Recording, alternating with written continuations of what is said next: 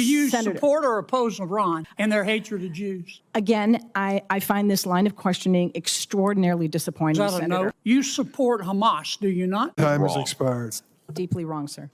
Senator Kennedy. Thank you, Mr. Chairman. Rabbi, do you believe there are a substantial number of people at Harvard University who believe in diversity, equity, inclusion, and the right to harass Jews? I do. That's a yes. And do you believe those people have acted on their self-anointed right to harass Jews? Yes.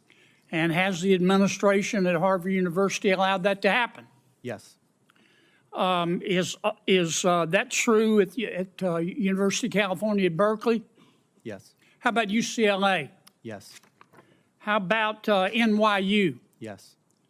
A lot of other universities too. Isn't that the case? That is correct. Title VI says that if you receive federal money, you can't harass Jews. Isn't that true? That is correct. Has the Biden-Harris administration taken away the money of Harvard? How about Berkeley? How about UCLA? No, sir. How about NYU? They've just talked, haven't they? That is correct. Okay. Do you think this condoned behavior at these universities, this condoned belief at these universities, and let me state it again, they believe in diversity, equity, inclusion, and the right to harass Jews. That's what they believe. What you do is what you believe. Everything else is just cottage cheese. Do you think that is consistent with their mission as university? Absolutely not. Okay. So above and beyond the question of money, it is the morality, the purpose of higher education in America, is it not?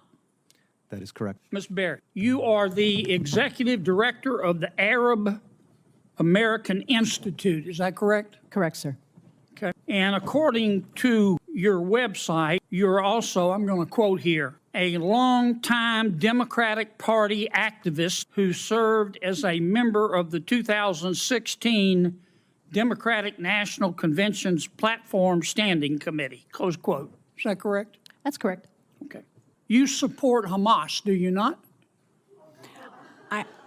Senator, oddly enough, I'm going to say thank you for that question because it demonstrates the purpose of our hearing today in a very effective way. Let's start first with a yes or no. Hamas is a foreign terrorist organization that I do not support, but you asking the executive director of the Arab American Institute that question very much puts the focus on the issue of hate in our country. Well, I got your answer, and I appreciate it. What is the, you support Hezbollah, too, don't you? Again, I find this line of questioning extraordinarily disappointing, Is that Senator. A no or a yes? You have Arab American constituents that you represent in your great state. Yes, ma'am, I understand that, but my time's limited, and I apologize, but is that a yes or a no? Yes or no question to do I support Hezbollah? The answer is I don't support violence, whether it's Hezbollah, Hamas, or any other entity that invokes it. You can't bring yourself to say no, can you? No, I can say no. I can say yes. But what I can say is your line of questioning. Do you support or oppose Iran and their hatred of Jews?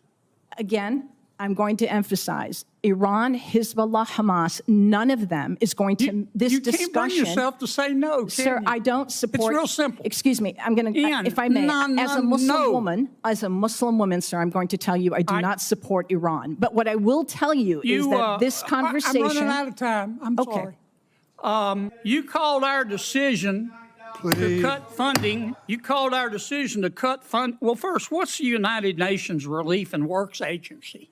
It's UNRWA, which is the institution that exists to provide services and aid to the nearly 6 million Palestinian refugees. And you called our decision to cut funding for them, quote, an incredible moral failure, close quote.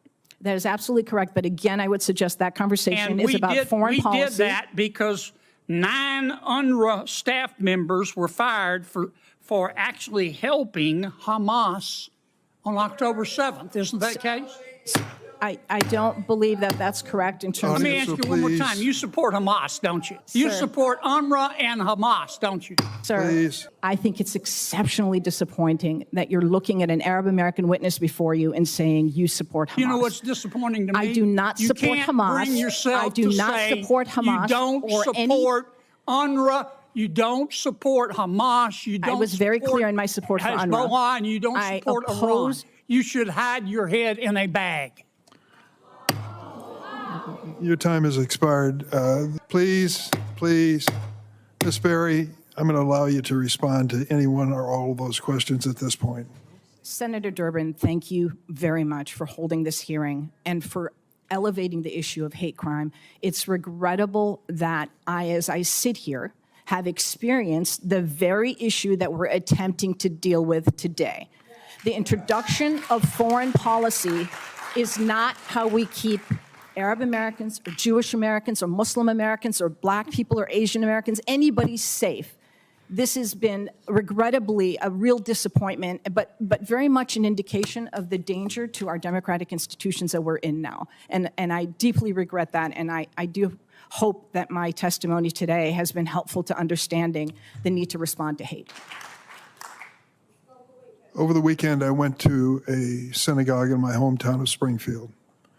There was a bar mitzvah for a dear friend of mine. I couldn't help but notice the security guards that were posted for this bar mitzvah. In addition, I went to a meeting where a dear friend of mine, a Jewish friend of mine in Chicago, she's been my friend and worked for me for 40 years, was almost in tears over the anti-Semitism that she has witnessed. She was wearing a Star of David around her neck. And she said, I do that because I won't give up. I won't give up. I thought about it for this hearing, but I also thought about Wadia, a 6-year-old boy. I have a 5-year-old granddaughter. I love her like life itself. I cannot imagine this poor little boy answering the door and losing his life because he's Palestinian. My God, we can't say those things that I've just said in the same sentence without some people saying, oh, you've just chosen sides. I'm not choosing sides here except for the side of, I hope, common decency and democracy. We've got to have this conversation. We've got to do it in a civilized manner. I regret some of the things that were said today at this hearing, but we are a free nation, and that's what happens in a democracy. As sad and as disquieting as it may be, that is part of it. The title of today's hearing was inspired by Dr. King's, oh, I'm sorry, I didn't see Senator Blackburn. I was just concluding. Senator, you're recognized. Thank you, Mr. Chair.